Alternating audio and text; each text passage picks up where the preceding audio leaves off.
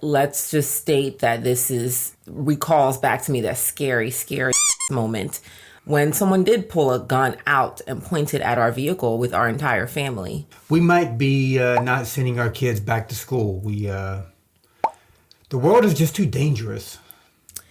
You know, it's a strange thing to say because obviously we all live in this world. We know it can be a dangerous world.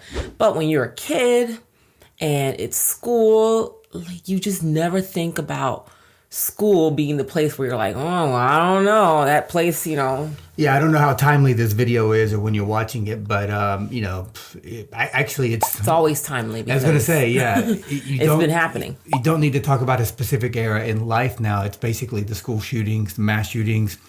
But we're specifically the Uvalde, that just happened, and, that was just obviously awful. We have right now elementary school kids, and you just think about, what the parents or what the community, what everyone it goes through. It's so unnecessary.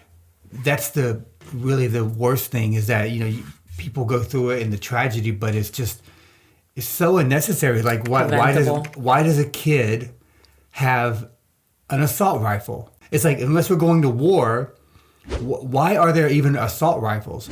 Why are there pistols that can blow your lungs away? I guess this country just seems to feel like it's more important to protect the rights to bear arms rather than protect the right of people to be safe, if that makes sense. Yeah. If you want to bear arms, but there's people out there who are not in the right mind, that should not be allowed to bear arms. Now, the masses' safety is at risk because of individuals who want their rights to bear arms. I thought that the way that things work is the betterment of society and the betterment of mass population was more important than protecting. Well, money talks. Right. Obviously on the political side and the funding and the lobbyists.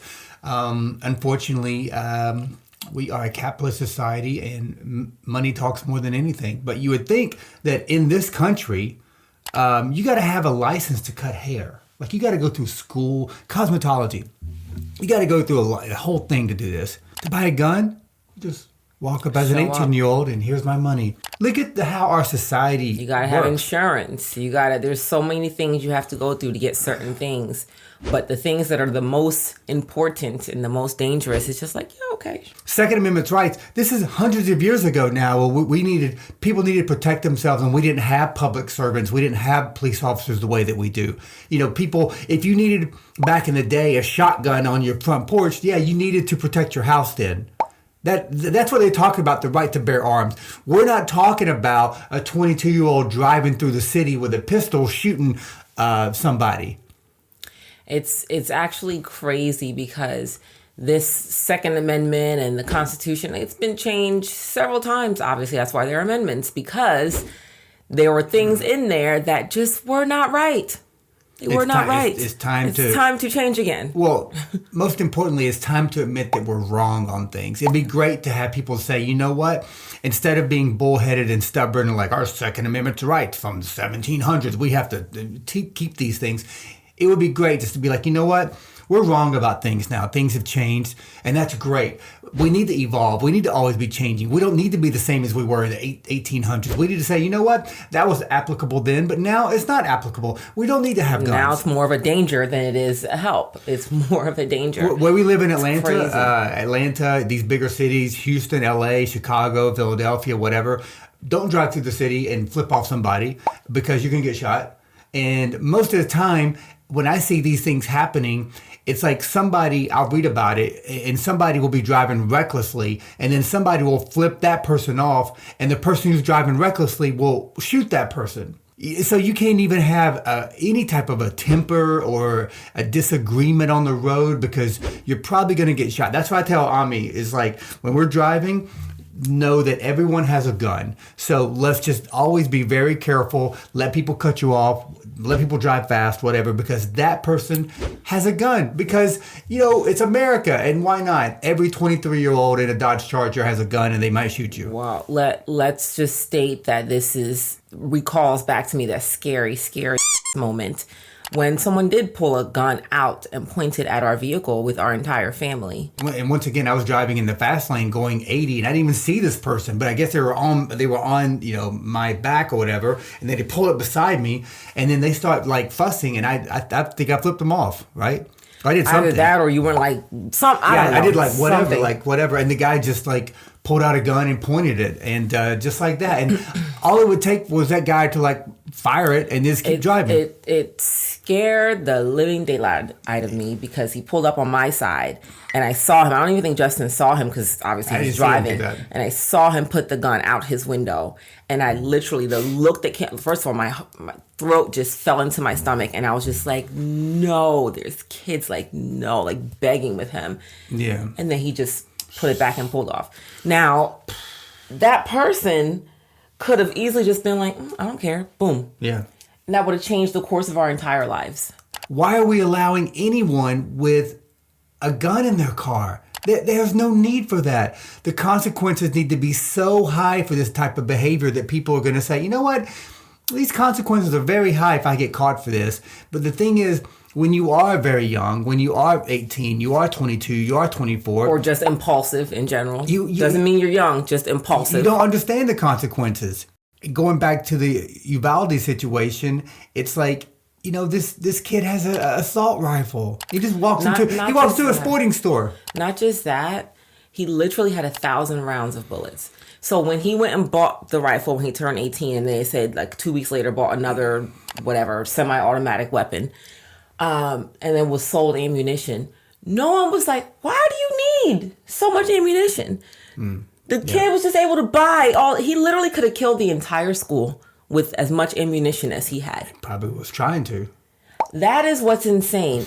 And the fact that happens, and people, I want to say people, that people would be like, it's not the guns, it's not the problem, it's that kid. Yeah, the kid's the problem. The kid would have still been the problem. But if the kid was not able to walk in and just get these assault weapons, then maybe he could have, I don't know, he would have done something crazy. Not walked into an elementary school and massacred a bunch of innocent fourth graders whose parents sent them to school, whose parents just saw them and said, see you later. Yeah, some of those kids like just got honor roll like hours before that. And not only that, but the kids who had to witness this, like they're traumatized forever. These kids are... I can't imagine any of those kids want to go back into that school building. Well, these poor kids have, got to deal with therapy forever. What I'm saying is they're not going to want to go back into that school building. I mean, that's PTSD. And then what do the parents of those kids who survived do when their child doesn't want to go to school? I could not force my child to go to school after that. The reckoning that has done in that entire little town is just... I don't know. Well, I just hope that it's a tipping point for society, that we get on the right side of humanity, that politicians and other officials, they say, because these politicians have kids, and a lot of these people are great dads, and like at some point their hearts hopefully are saying, you know what, we have to get on the right side of humanity and take away these things that are killing people, and they shouldn't even be around. It shouldn't even exist. It shouldn't be a thing. I mean, I really wish that we could just go back to the days that if you got into an argument with somebody, you just fought it out and you exchange a couple blows, and then that was it. Now, like I said, you're probably going to get shot by a coward. I know you said something about tipping point, but I honestly, just seeing the nature of the people who are making the decision, who are at the cusp of, because unfortunately you vote people in and then you basically lose your right to a decision. That's the unfortunate part. So that's why people say voting is important, because the way this country is set up, once you vote for your senators and your governors, you no longer are voting on every single thing they do. You hope they vote the way you think they will or you want. But after that, it's out of your control. So at this point, these lobbyists who are giving these senators and these governors money to run, and that's the biggest issue. It's not like money for their pocket.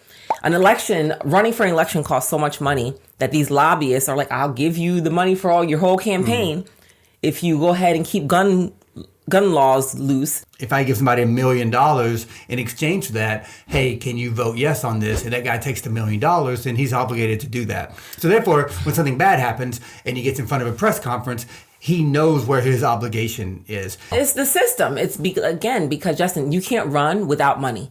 You're not going to win, right? Because you need to run commercials. You need to campaign. Why does it cost $1 million to run for office? It costs a lot of money, and so that's the problem. A lot of people are backing that. Obviously, support guns and Second Amendment rights. I'm just saying, on the right side of humanity, we just need to look at the world and say, this is tearing us apart, and it's not good for our society, and it's not something that we need to be doing. Collectively as human beings, we need to say that.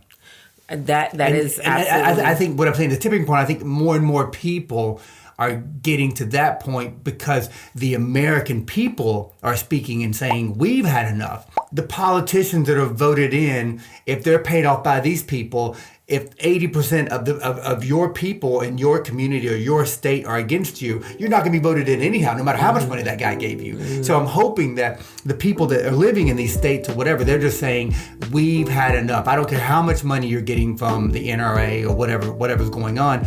Most people are like, let's get rid of this stuff, or like, let's control it. Depends on the state you're in. Let's put in more rights. People are becoming more vocal about it.